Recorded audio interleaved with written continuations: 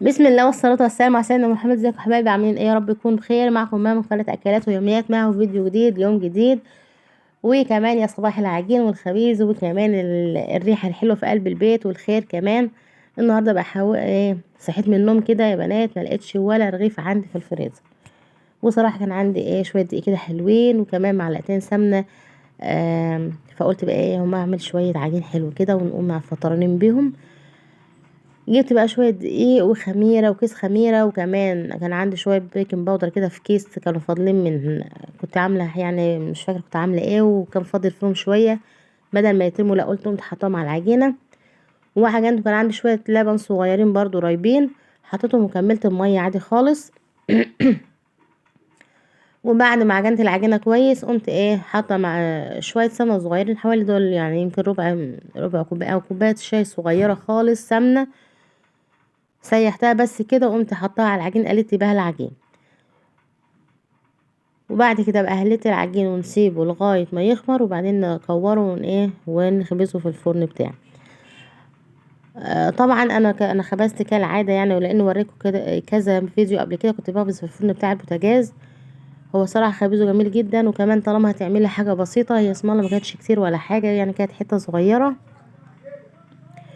فصراحة عملتها في الفرن بتاع البوتاجاز، وكانت جميلة جدا وطعمها حلو، وكانت ريحة الشقة ما شاء الله كانت جميلة، كأنك بتعملي قرص. خلاص كده بقى يا بنات، انا خلاص لتيتها يعني او عجنتها، وهنسيبها بقى لغاية ما تخمر. وما شاء الله طبعا الجو حر جدا، وكمان مدفية كنت مدفية شوية المية اللي حطيتهم مع العجينة، وكمان السمنة دافية، فما شاء الله خمرت. ما خدتش وقت خالص في الخمران، حوالي نص ساعة بالظبط لقيتها ما شاء الله خمرت، وكمان كمان الكمية صغيرة فخمرت معايا على طول. المهم بقى جبت صينية كده صغيرة، وقمت رشها بشوية دقيق، وهنقطع عليها العيش بتاعنا. يعني مش عشان ما عندكيش عيش بقى هتقعدي او كل مثلا نشتري كيس العيش ما شاء الله بقد كده حوالي ب20 جنيه، وكمان مش هيقضينا يعني، لو ما شاء الله عيلة مش هيقضيها كيس عيش تفطر بيه. عندك شوية دقيق هتقومي تعجني وتخبزي بسرعة، حتى لو ما عندكيش لبن ولا عندك سمنة، شوية دقيق ومية وخميرة هتعملي احلى عيش عندك.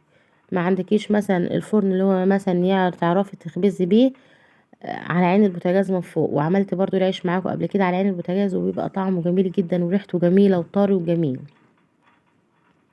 يعني ما تقوليش بقى ما عنديش او كان او ماني، لا، قومي واعملي وتشطري واملي بيت الخير واهم حاجه ان انت تلاقي عندك الحاجه متوفره تعمليها. لو شويه دقيق صغيرين كده احمدي ربنا عليهم، غيرنا مش لاقي شويه الدقيق دول بيشتريه بالكيلو.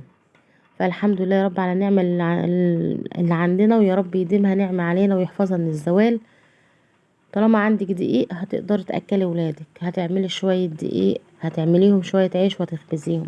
ممكن تعملي فطيره، ممكن معلقتين سمنه خالص صغيرين، وهتعملي فطيره وشويه جبنه وشويه عسل صغيرين، وهتفطري انت وعيالك او تتغدي انت وعيالك. فطالما الدقيق عندك في البيت يبقى الخير عندك كله في البيت. المهم بنات بدات اخبزه او افرده يعني زي ما انتم شايفين كده، اقوم حطاه على الطبليه وابدا اخبز اول باول في الفرن بتاع البوتاجاز بتاعي. كانت الله يرحمها يا رب ويغفر لها كده ويجعلها في الجنة ان شاء الله، كانت تقول اهم حاجة عندك في البيت المية والدقيق. المية والدقيق، المية موجودة عندك في البيت يبقى الحمد لله فرجوا من عنده. شوية الدقيق عندك في البيت هتعملي عيش، هتعملي فطير، هتعملي قرصة، هتعملي رقاقة، يبقى الخير عندك كله في قلب البيت. فيا رب ما ننحرمش لا من دقيقنا ولا من ميتنا ولا من اي لقمة ممكن نعملها لاولادنا.